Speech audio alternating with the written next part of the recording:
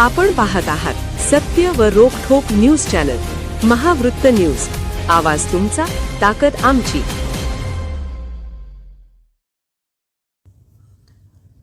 कोल्हापूरमध्ये तब्बल 12 वर्षांनंतर दक्षिण भारत जैन सभेचे 104वे नैमित्तिक अधिवेशन आयोजन. आमदार डॉ. राजेंद्र पाटील यड्रावकर.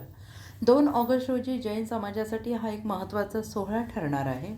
रविवारी 2 ऑगस्ट 2026 रोजी सकाळी 9 वाजता कोल्हापूर येथील महासैनिक दरबार हॉल येथे या अधिवेशनाचे आयोजन करण्यात आलेलं आहे. सन 1899मध्ये स्थापन झालेली दक्षिण भारत जैन सभा महाराष्ट्र आणि कर्नाटकातील जैन समाजाच्या शैक्षणिक, सामाजिक, संघटनात्मक कार्यासाठी कार्यरत असलेली एक अग्रगण्य संस्था आहे. या अधिवेशनामध्ये गेल्या वर्षभरातील कामकाजाचा आढावा, आगामी वर्षासाठीच्या योजना,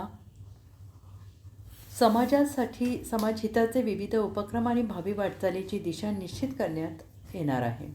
या अधिवेशनाला कोल्हापूरचे खासदार श्रीमंत छत्रपती शाहू महाराज, पालकमंत्री तथा आरोग्यमंत्री प्रकाश आंबेडकर, वैद्यकीय शिक्षण मंत्री हसन मुश्रीफ यांची प्रमुख उपस्थिती लाभणार आहे. या सभेचे अध्यक्ष भालचंद्र वीरेंद्र पाटील यांच्या नेतृत्वाखाली संस्कार, शिक्षण, आरोग्य, शेती आणि उद्योग या पंचसूत्रीवर विविध उपक्रम राबवले जात आहेत. तसेच जैन नेक्स्ट आणि सहकार समिती या नव्या उपक्रमांमुळे सभेच्या कार्याला अधिक व्यापक स्वरूप मिळत आहे. छत्रपती शाहू महाराजांनी 1901 साली जैन बोर्डिंगसाठी जागा बहाल केल्यामुळे कोल्हापूर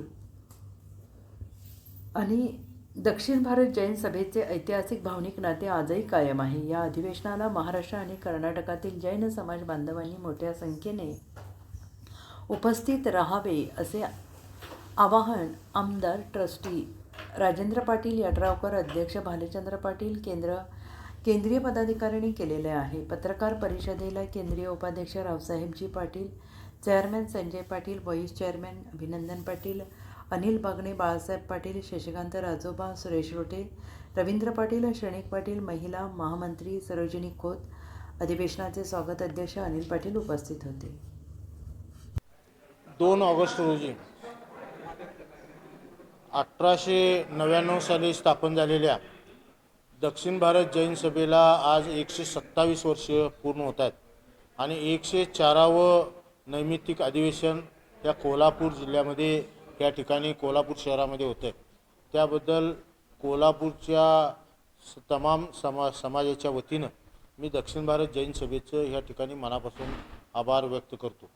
दक्षिण भारत जैन सभेनं आज समाजातल्या सर्वच घटकाला, मग शेती असेल, व्यापार असेल, उद्योग असेल, नवीन तरुण पिढी शैक्षणिकदृष्ट्या असेल, ह्या सगळ्या क्षेत्रामध्ये समाजातली पिढी असेल किंवा समाजातले लोक हे पुढे यावेत. समाजातल्या वंचित लोकांना मुख्य प्रवाहात आणण्याचं काम हे अनेक वर्ष सातत्यानं करण्याचा प्रयत्न केला आणि त्याचा गेल्या वर्षामध्ये केलेल्या कामाचा आढावा या दृष्टीनं ह्या नैमित्तिक अधिवेशनाला अनन्यसाधारण अशा पद्धतीचं महत्त्व आहे.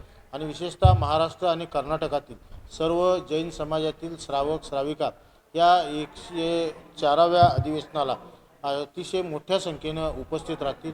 समाजाच्या भावी वाटचालीचा निर्णय या 104व्या अधिवेशनाच्या निमित्तानं समाजातल्या चाललेली वाटचाल आणि समाजातल्या पुढच्या होणाऱ्या जडणघडणी यावर विचार करून समाजाला पुढे घेऊन कशा पद्धतीने जाता येईल अशा पद्धतीचं मंथन या अधिवेशनातून घडेल असा मला विश्वास आहे. महावृत्त न्यूज चॅनलला लाईक करा, शेअर करा आणि सबस्क्राईब करा.